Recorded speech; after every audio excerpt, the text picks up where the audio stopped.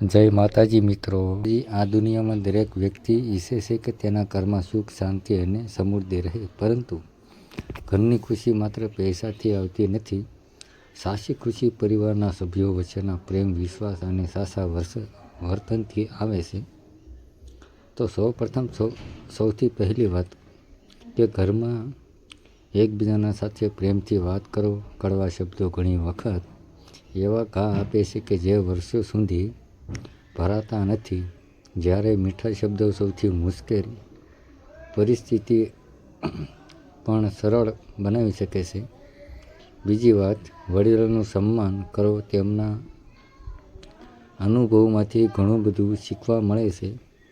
સાથે જ નાના બાળકોને સારા સંસ્કાર આપો, કારણ કે આજના સંસ્કાર આવતીકાલનું ભવિષ્ય બનાવે છે.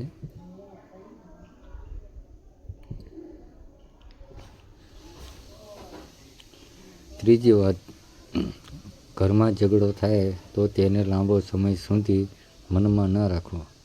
સમયસર વાતચીત કરીને ગેરસમજ દૂર કરો. માફી માંગવાથી કોઈ નાનું બનતું નથી, પરંતુ સંબંધોમાં વધુ મજબૂત બને છે. ચોથી વાત, મહેનત અને ઈમાનદારીનો માર્ગ ક્યારેય છોડશો નહીં. સાચા માર્ગ મેળવેલું સુખ લાંબા સમય સુધી ટકે છે. પાંચમી વાત, રોજ થોડો સમય પરિવાર સાથે બેસો. મોબાઈલ અને ટીવીથી થોડો સમય દૂર રહો. એકબીજાની વાતો સાંભળો. આ નાનકડી આદત સંબંધોમાં ખૂબ જ મોટો ફેરફાર લાવી શકે છે. જો તમે ધાર્મિક છો તો રોજ પ્રાર્થના અથવા ધ્યાન માટે થોડો સમય કાઢો.